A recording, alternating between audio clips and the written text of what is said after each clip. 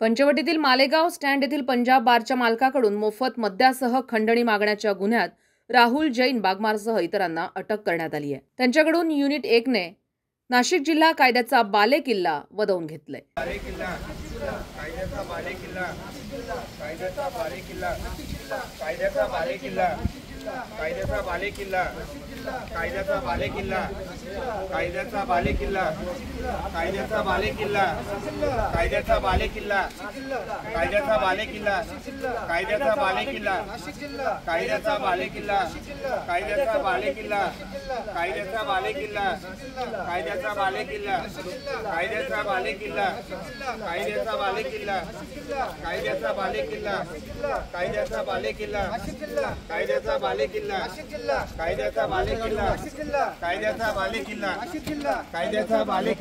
संविधान न्यूज नाशिक।